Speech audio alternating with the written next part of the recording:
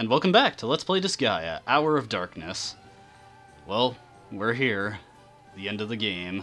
The final battle is just past us in the Dimensional Gate. So let's check out, everyone.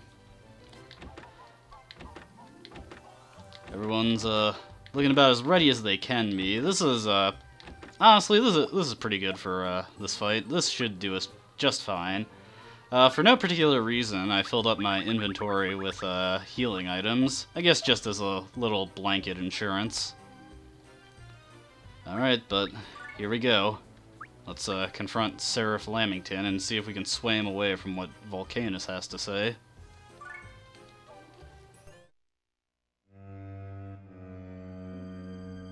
This is the Seraph's personal chamber. We call it the Sacred Altar. Is everybody ready? Ready. Anytime. I'm all set. I can feel my heart pounding. Beep, beep, blip, beep. System functioning at 100%. Thursday is good to go. Come on, let's do it! Okay, here we go!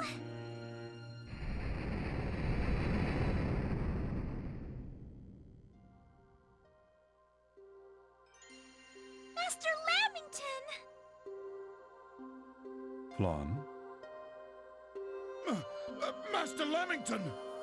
She is a traitor who has come to take over Celestia with her abominable troops of demons! Stop lying! You're the one who's planning to take over the entire universe. Silence, demon! So you are a demon. Not just an ordinary demon. I am Laharl, king of the Netherworld! You are the son of Krichevskoy. I see. Flan, Yes, Master Lamington. is it true that you are here with these demons to take over Celestia? No, I have come to ask you a question. A question, you say? Yes, a few days ago, the Earth Defense Force led an invasion on the Netherworld. It was fortunate that it failed, but I discovered that angels were involved in the invasion. Please answer me. Were you behind this, Master Lamington? Master Lamington, do not be fooled by her words. All that she has said is a lie. Angels using humans to invade the Netherworld. That is simply absurd. It's not a lie. I saw it with my own eyes. Without a doubt, they were angels. You are mistaken. The demons must have tricked you. While it is true that demons are aggressive by nature, they do not hurt others without reason. My friends here have convinced me of that. This is quite unusual, Flan. You, a Celestian, refer to demons as friends and defend their behavior. Master Lamington, at your request, I went to the Netherworld, and there I met Laharl and my other friends. Demons may not be perceived as good.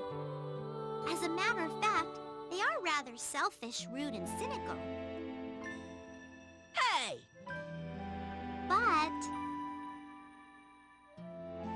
But I have also discovered that they have love and kindness in their hearts. Master Lamington, I remember you telling me that there is no such thing as absolute evil, that even demons have love. As I spent time in the Netherworld, I came to realize that you were right. It also occurred to me that perhaps we Celestians have judged demons too harshly. Yep. Especially this Volcanus guy. How dare you! Flan, I see that you have learned many things in the Netherworld.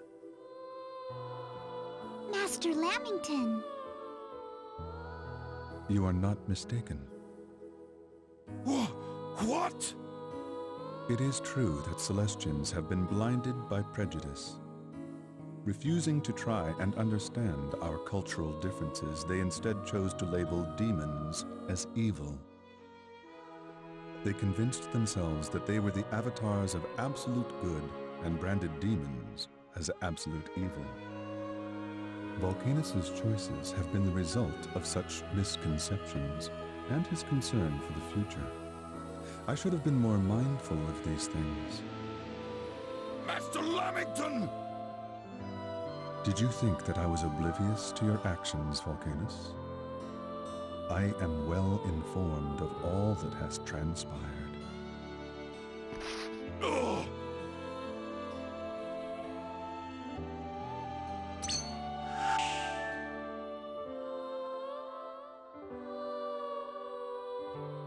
Angel Trainee Flong.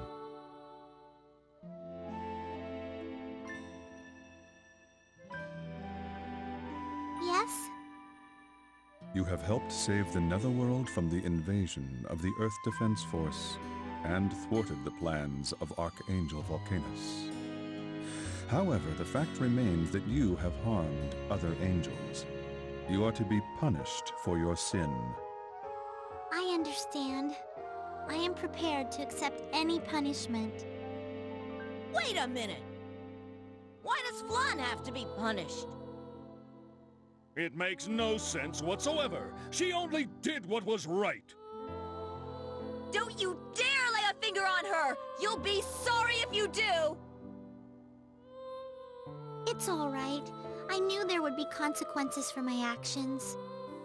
Flan! Master Lamington, I have one final request. I beg of you to forgive my companions. It is I who drew them into all of this. This is crazy, Flan! Why should you be punished? You've done nothing wrong! Very well. I shall pardon their sins. I am grateful for your kindness. Flan! Thank you, Laharo. I knew I could trust in you. You've taught me that demons do have love in their hearts. This doesn't make any sense to me. We're done here, aren't we? Let's go back to the Netherworld. Laharo, I want you to have this pendant. Stop! That's... Laharo! Hurry up and take it. My hand is burning. Oh, okay. The pendant is telling me that my heart is wicked. That's good to know. That's the pendant we had to look for. You wanted to burn me again?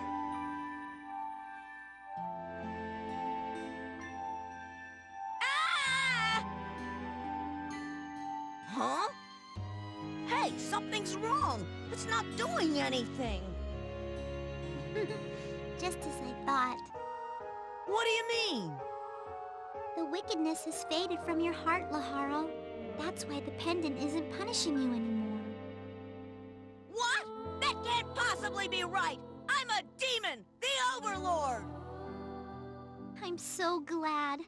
I can say goodbye without any worries now. Goodbye? Fawn! Hey! Where do you think you're going? Goodbye, Laharo. I hope you become a magnificent overlord. Goodbye, everyone. Thank you so much for everything. Wait! Flan! Goodbye.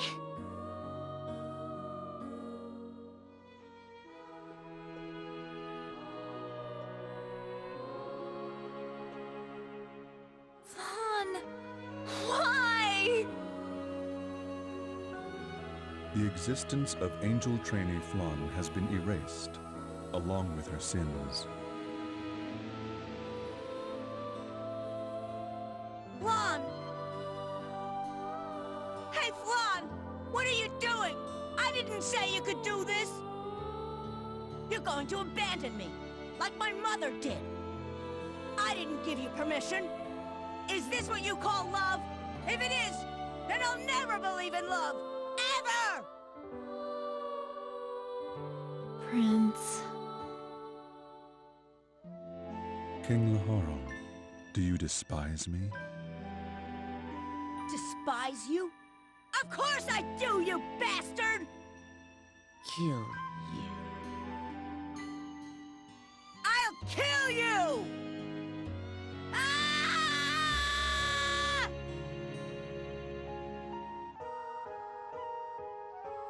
This is my punishment. I willingly accept it. After what has transpired, we are forced into a fight with the Seraph Lamington. And he is no pushover. 20,000 hit points. His stats, attack and defense, nearly touch 2,000. And pretty much really high stats across the board. And he's surrounded by an entourage of 5 angels, all level 75. So this is not an easy fight. And, as you've probably guessed, we have lost Flan. She is not in our team anymore. And if you were depending on her a lot, this is going to be a rough fight for you, because you are deprived of your, what is probably your best caster, and if you're playing like me, your only caster. So this can be a challenging fight. Now, if I try to rush Lamington, he has various powerful area of effect attacks, and his angels are quite strong. So what I'm going to do is I'm going to bait him out with Laharl, and have Laharl defend to take these hits. And then we can gang up on him.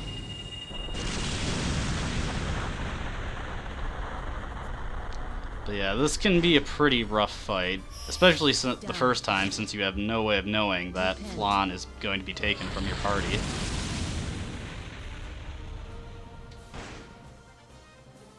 Repent.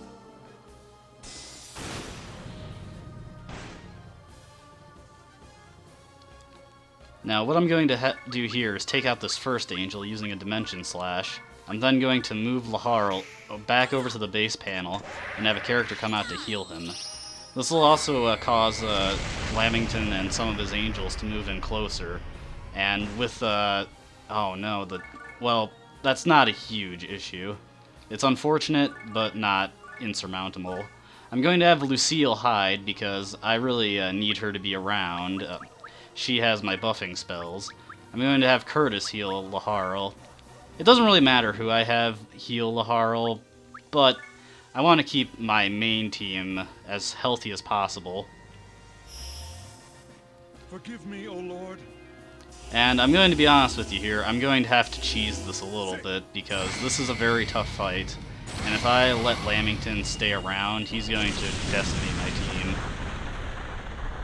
So I'm going to have to employ the anchoring strategy of just having a character lift up Lamington and serve as basically a sacrifice to prevent him from doing anything. While doing that, I can have Lucille use Braveheart on my best damage dealers. Repent.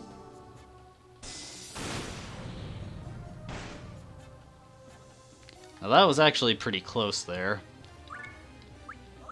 What I'm going to do is toss Etna past these guys and have her use her asteroid drop, and this should take them all out at once. But it's always good to have some insurance just in case things don't go according to plan, so I'm going to Braveheart her before I do it. And there we go.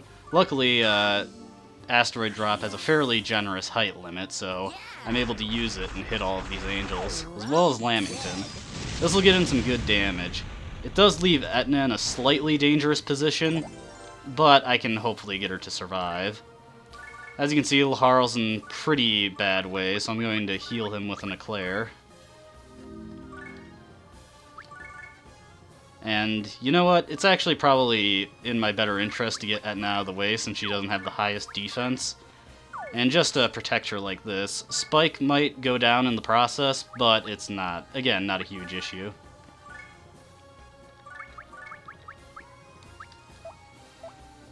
Actually, I'm going to start getting in some damage on Lamington. I forgot Laharl already went. Let's see. In that case, I'm going to have to get rid of the character that's going to be the least use to me. Sorry, Helena. She's just not very ideal for this fight. Die. In case you're wondering, I did do a practice run of this fight just to make sure I actually could accomplish it. And, yeah, I can do it. It's not exactly easy, but it is doable.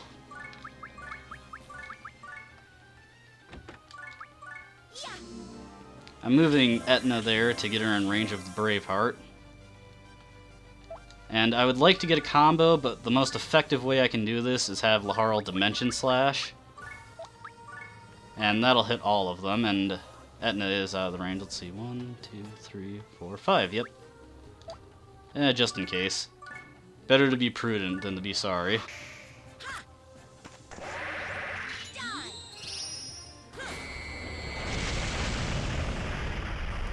But yeah, if I didn't anchor Lamington on that last turn, there's no telling how much damage he could have done to my team. Let's see. I'll have Jennifer use Lion's Roar to finish off these guys. It's been a while since I used this attack. Gotcha. And with that out of the way, these angels are taken care of, so I don't have to worry about them getting in any additional hits. Oh, never mind. Looks like Guts is going to have to do this. Tri-Burst should do it. Alright, now I can focus on getting in some damage. I did block off my space that I planned on using Avalanche for, but I do want Laharl to get the finishing blow on this fight, just because it seems appropriate.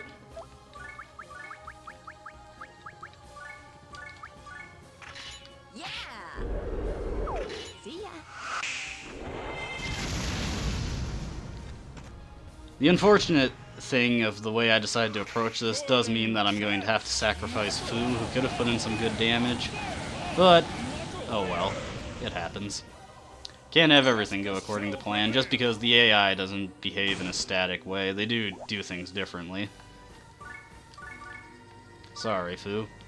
In my practice run of this fight, she did get in some good damage.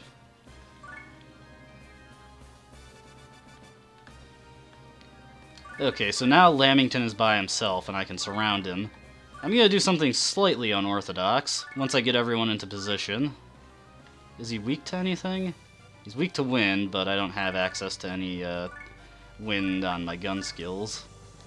So first I'm gonna cast Braveheart, but I'm going to use it in the cross pattern. This will hit Lamington, but since I'm not going to be giving him the opportunity to do anything, it's really just more effective that I hit the characters that are going to be doing my main damage with it. Oh, no, that's unfortunate. I do have the SP to use Inferno, though, so I can just move into a different spot and use it there. I'm going to have Etna go third in the combo, so she'll get a big damage bonus. Jennifer will have to anchor Lamington, so he can't do anything.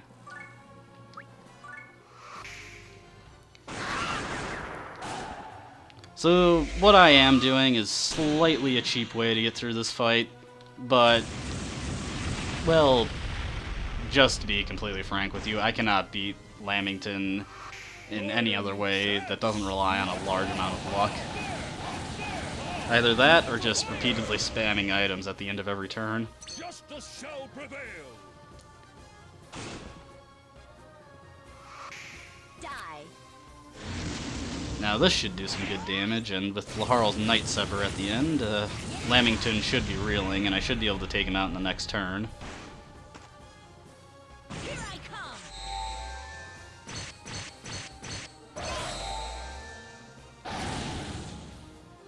Alright, very good. Let's see how much HP he's got left. Yep, I should be able to take him out next turn. This isn't the best I've ever had this fight go, but it's decent. Let's have Etna hit him with a... oh, come on. Impaler, I guess. Eat this. Okay, yeah. Laharl can definitely get the finishing blow here. And, just for safety's sake, with that, this is the final hit of the game. The main story, anyway. We've defeated the Seraph Lamington. But the question is, we've defeated the Seraph, but what happens now?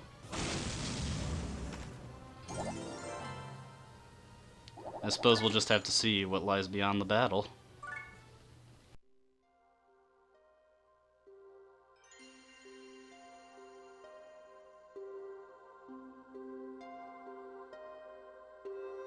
What's the matter, Prince?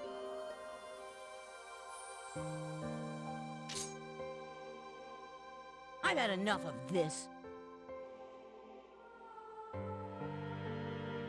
It's not like this will bring her back. Besides, if that love freak was here, she would have stopped me anyway. Prince.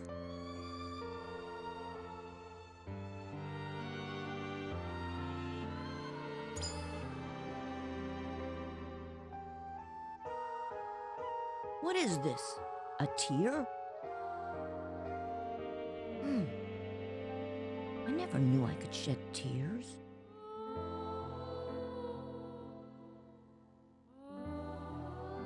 Etna. Yes? I leave the rest to you. Prince? What are you planning on doing? You're not planning on... I think I finally understand why my mother sacrificed herself to save me. You want to exchange your life for hers? Is that even possible? Who knows? But this is the least I can do for her now. Harley! Farewell. Prince!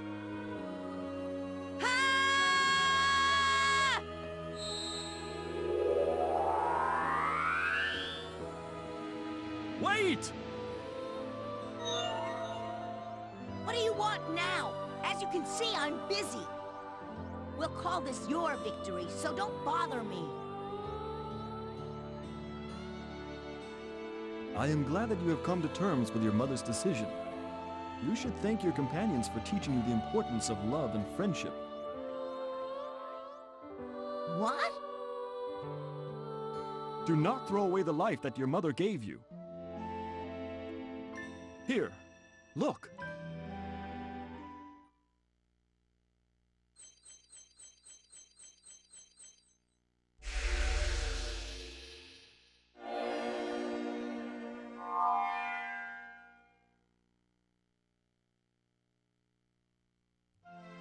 Flan! Huh? Where am I? I was supposed to be punished in... Indeed you were. You are no longer an angel trainee. Now you are a fallen angel. What the? Flan, your wings!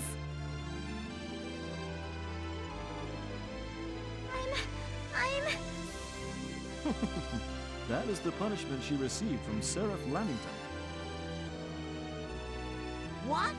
Then he wasn't gonna kill her in the first place? Of course not. She is a very important person, not only to Celestia, but to the Netherworld as well. What is that supposed to mean? Celestia and the Netherworld were not always in opposition. Seraph Lamington and another person of influence dreamed of reuniting them. He sent Angel Trainee Flan to the Netherworld to begin bridging the gap between the two worlds. Laharo, Flan, you are the knot that binds the two worlds together. We're the knot? I am sure that one day you will understand. Tell me, who are you really? Why do you know so much? Have I not told you before? I am the Dark Adonis. My presence here is merely coincidence.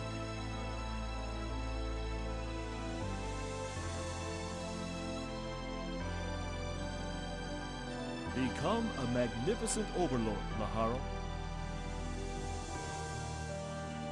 Huh. You don't have to tell me. I'll build a legacy even greater than my old man's. Farewell!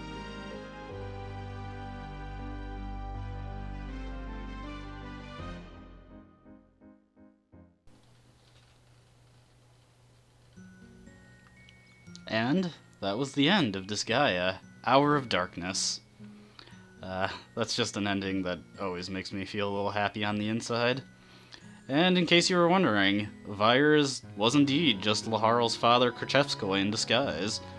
Looks like he didn't die after all, but based on some of the things that Lamington said, it was taking quite a bit of effort for him to main the whole charade of being the Dark Adonis. But that was the good ending of the game, where Laharl does not sacrifice himself, he does not kill the Seraph Lamington, and Flan reunites with the group as a fallen angel. Now, you may be wondering, how do you get the other endings of the game? Well, to get the normal ending of the game, you have to, whether intentionally or inadvertently, kill one of your allies. In that ending, Laharl sacrifices himself to save Flan, and Vyers is indeed too late. Now, I was worried at a few points as playing the game that I had gotten that ending instead, but I was being careful of my actions, and I did check to see what counted as an ally kill and what didn't, and thankfully I got the good ending, which is thankfully much more uplifting than the sadder endings of the game. The various other endings of the game have slightly more obscure triggers to get, but can be gotten just by pure chance. One, getting the bad ending actually requires you basically to complete all there is that the game has to offer in defeating an Item God 2 that is found at the base floor of a legendary rank 40 item. So yeah, you get rewarded for completing the game to the best you can by getting the bad ending. Various other endings are treated sort of as game overs, really. For example, in Chapter 3, when we were prompted with the choice to kill Hogmiser, there wasn't actually a choice, but if you had gotten a certain number of ally kills, you would be given a choice to kill him, and that would prompt an ending. But if you're interested in seeing the endings, I'm sure all of them are posted on YouTube. I had considered hunting down all the endings myself, but honestly it's just really tedious and requires replaying the game a pretty large number of times, so I figured I'd just recommend you go look them out for yourself if you're interested. Now, the ending credits here show us scenes of the characters after they have finished their journey, I guess. Laharl has gone back to being king, Etna has got Aramis still being her servant and is apparently served by angels as well, and Captain Gordon's got another movie. Set against the backdrop of these credits is a fairly soothing melody that I like hearing. But yes, I very much enjoyed playing this game. It's still one of my favorites. Curtis is heading off to the Red Moon to be reincarnated. Or so we would believe. But based on things that happen in future titles, perhaps not. But yes, I very much enjoyed playing this game, and it was fun recording it. Even with the various issues I had at times where my capture device would screw up and I had to re-record it, or even just parts where it took me a while to get back on a set recording schedule. I just very much enjoy playing this game, and I'm glad I could show it off, and if you watch this from the beginning and watch it all the way to the end, I really appreciate it. It means a lot to me that anyone would watch this, and I hope that you were at the very least entertained, maybe even learned something that you didn't know about the game, or this is your first time seeing the game and you thought it was interesting.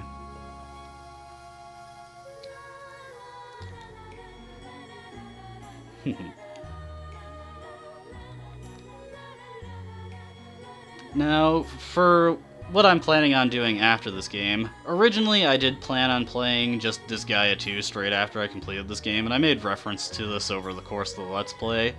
But I decided I would let myself space out from Disgaea for a bit and check out some other games in the meantime. Or maybe just do one game, go back to Disgaea 2, then do another game. I'll see what I want to do with the Disgaea series. But yeah, I'll be playing a game from a different series after this video. What I plan to be doing for post-game content is, really, there's not too much to the post-game in Disgaea Hour of Darkness that requires continual videos to show off. What I plan on doing is basically leveling up to what I feel is adequate to complete the post-game scenarios, and then show them off. So there will probably be a decent amount of space between videos from this point on, and there won't really be a set update schedule. What I plan on doing is at least playing until I get to the big bonus boss for the game, who's, once you beat him, you can basically say you've wrapped up all the story content that the game has to offer. My tentative goal is to get a rank 40 weapon that's legendary and get to the bottom of it, and to defeat an item god too. Which is basically, you consider that the end of the game, if just in terms of content. But yes, this is the fin screen for the game, this little pendant that I assume is the one Flan gave to Laharl. Upon completing the game, you get the choice to save a second cycle. What this does is it carries over your levels, your equipment, and various other stuff like your money. And you don't get to keep your story characters, but once you meet up with them again in the story, you can get them back just as they were in your last playthrough. New Game Plus in this game is pretty bare bones. It just lets you go back through old maps and completely curb stomp them. It more or less serves as a way to easily go back and get the other endings. I believe you're prompted to make New Game Plus data, even at like the bad endings, like in Chapter 3, or Episode 5 actually has a bad ending you can get.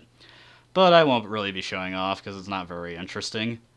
So I hope you enjoyed watching the game as much as I did playing it, and hopefully I'll see you for my next Let's Play. But until then, I really do hope you have a good day, good night, whenever you're watching this, and I will see you next time. Until then, goodbye.